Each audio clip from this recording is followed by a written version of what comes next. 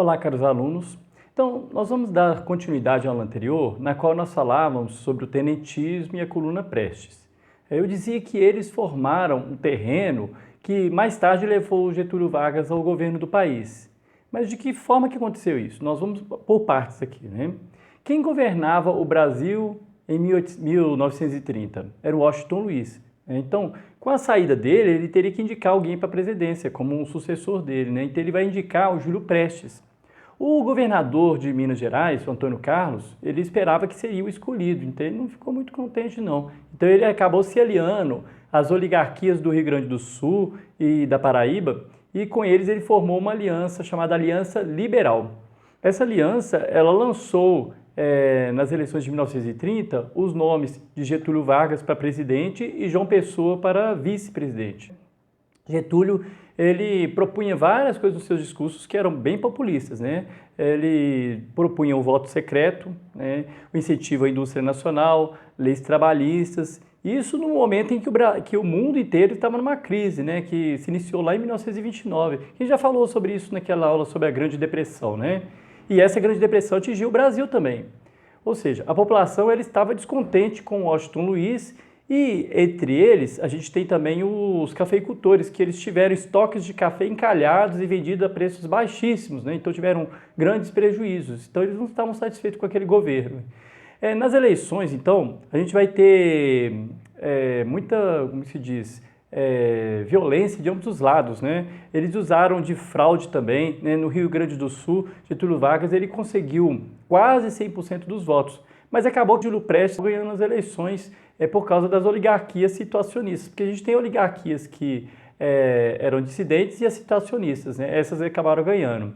A oposição ela acabou se conformando com o resultado das eleições e com o apoio dos militares começou a conspirar contra o governo. Eles aproveitavam que o povo não estava satisfeito de uma maneira geral. Além disso, em julho de 1930, João Pessoa, que era o vice do Getúlio, né, ele foi assassinado a mando de um oponente político dele na Paraíba. Então, em 3 de outubro de 1930, rebeldes liderados por Getúlio Vargas partiram do Rio Grande do Sul em direção ao Rio de Janeiro. Estavam dispostos, evidentemente, a derrubar o governo. Mas antes que acontecesse isso, uma junta militar tomou o poder e entregou Getúlio Vargas, que era um líder civil do movimento. Então, a gente vai ter ali o momento em que Getúlio chega ao poder, né? Durante o primeiro governo de Vargas, entre 1930 a 1945, o Brasil ele vai mudar bastante. A industrialização vai avançar, as cidades vão crescer, né, o Estado vai se fortalecer, ele vai intervir na economia, vai estabelecer uma nova relação com os trabalhadores urbanos, né? Então ele é famoso por causa disso. Hoje a gente fala muito em Getúlio Vargas, das mudanças que ele fez, né? Nesse período de 15 anos, Getúlio Vargas ele foi chefe de um governo provisório, que foi esse que foi instaurado a partir do momento que foi tomado o poder, né? Assim que houve a tomada em 1930 e terminou ali em 1934. Por quê? Em 1934 ele acabou sendo eleito por voto indireto, ou seja, através dos votos dos deputados da Assembleia Nacional Constituinte, que tinham sido eleitos pelo povo, ou seja, o povo votou nos deputados e eles elegeram Getúlio Vargas. E a partir de 1937 até 1945, nós temos um governo ditatorial, o chamado Estado Novo. Mas nós vamos entender um pouquinho como que se deu esse processo, né? Vamos por partes aqui, né? Cada um desses períodos. Olha, assim que assumiu o poder, Getúlio Vargas ele procurou fortalecer o Estado brasileiro, mas também a si próprio. Ele queria se manter no poder. Ele enfraqueceu as oligarquias estaduais, afastou os governadores que foram substituídos por interventores da sua confiança. Evidentemente, né, as elites estaduais não gostaram disso, né? E quando o tenente João Alberto foi nomeado interventor lá em São Paulo, eles formaram uma frente chamada Frente Única Paulista, que exigia uma nova Constituição para o Brasil.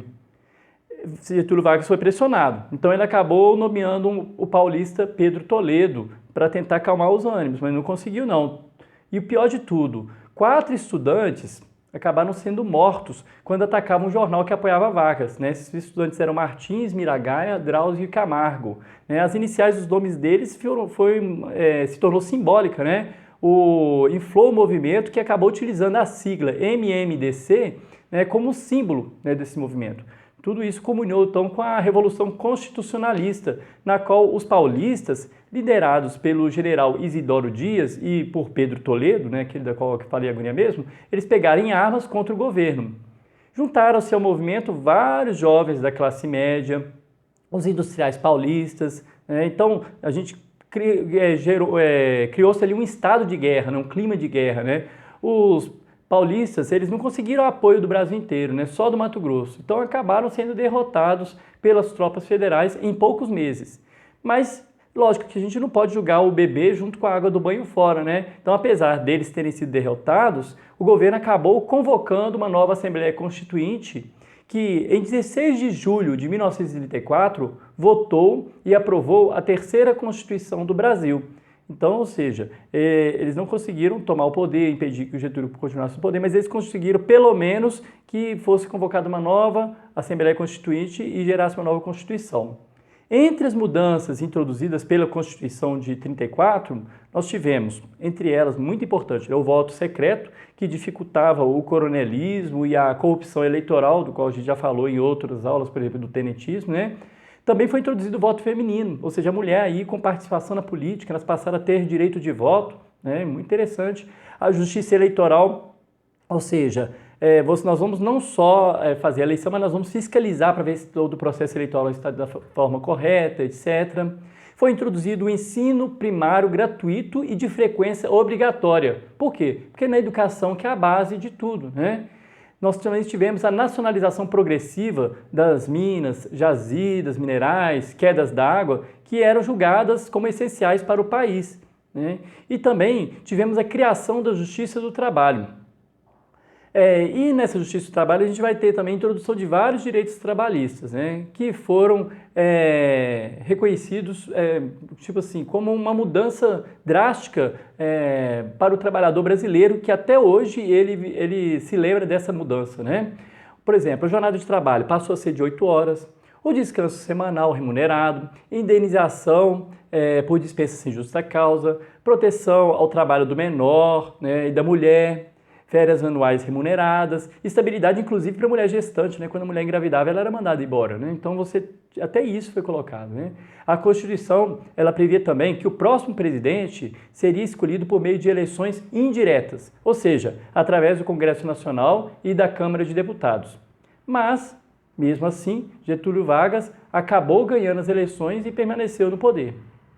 Os integralistas, liderados pelo escritor Plínio Salgado, eles seguiam os princípios do fascismo de Benito Mussolini, né? Então, em 1932, os integralistas eles fundaram a chamada Ação Integralista Brasileira, AIB, que era uma organização política que vai defender, entre outras coisas, um governo autoritário, dirigido por um chefe e um partido único, né? O predomínio dos interesses da nação sobre os dos indivíduos. Então, ou seja, como se fosse um nacionalismo, mas que solapa o indivíduo, né? A censura aos meios de comunicação, por quê? Exatamente para controlar a voz popular, né? Assim como os fascistas, os integralistas eles faziam uso da violência contra os adversários políticos, especialmente os comunistas. Então, nesse momento aqui, nós temos o comunismo se opondo ao integralismo. Apelando para um nacionalismo exagerado e adotando o lema Deus, Pátria, Família, né? A AIB, ela conseguiu o apoio de membros das camadas médias, né? Do alto clero, né? Do empresariado, das forças armadas, etc., né? Ela chegou a possuir mais de 100 mil filiados e mais de 1.000 núcleos espalhados pelo país. Ou seja, é como se as pessoas pedissem, nós queremos a ditadura, nós não queremos ter direito à voz, etc. e tal, né? Mas nós também tínhamos os aliancistas, né? Como oposição aos integralistas.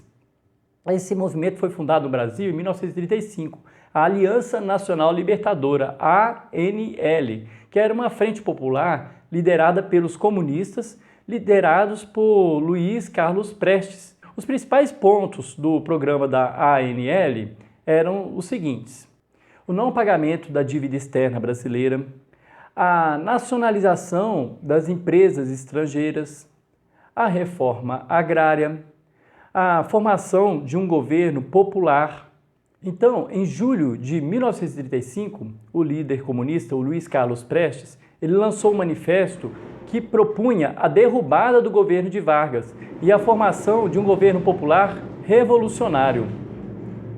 O governo de Vargas reagiu ao manifesto fechando a sede da ANL, bem como a maioria dos núcleos que ela possuía pelo país.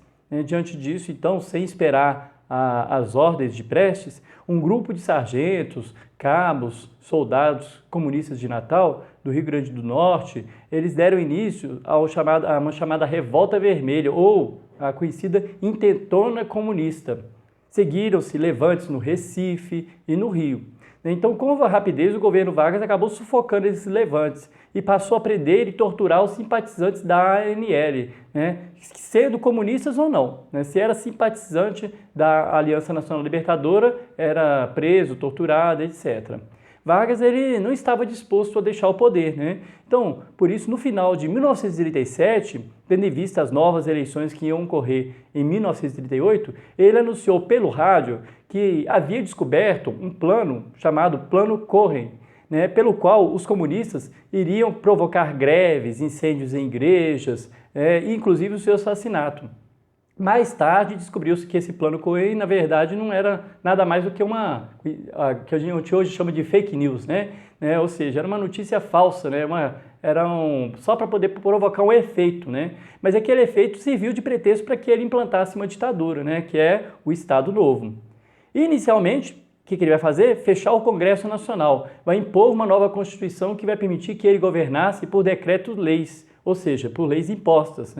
As eleições presidenciais elas foram suspensas, os sindicatos passaram a ser ainda mais controlados, as greves foram proibidas. Além disso, ele extinguiu todos os partidos políticos. Evidentemente, os integralistas não aceitaram pacificamente e atacaram o Palácio do Guanabara, mas acabaram sendo vencidos pela guarda de Getúlio Vargas. Além da violência, Getúlio Vargas ele se manteve no poder devido a um conjunto de políticas públicas nas áreas do trabalho, da educação, da saúde, além de usar a própria propaganda para manter sua aprovação através do Departamento de Imprensa e Propaganda, o DIP, que exaltava um presidente e censurava inclusive a mídia que não fizesse isso. No seu governo, a indústria ela vai crescer bastante.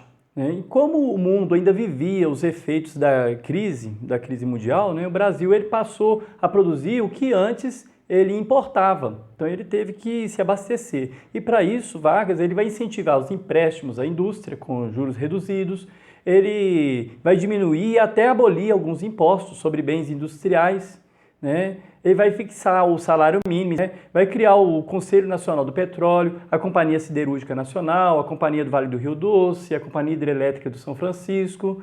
E não só a indústria foi favorecida, ele também vai defender a agricultura. Para defender o preço do café, que a gente falou agora mesmo, ele vai mandar descartar 30 milhões de sacas de café para regular o preço. Então vai lançar inclusive um imposto por pé de café para inibir novos plantios. Vai incentivar a diversificação agrícola, com a introdução de novos produtos, como algodão, açúcar, borracha, cacau, mate, assim por diante.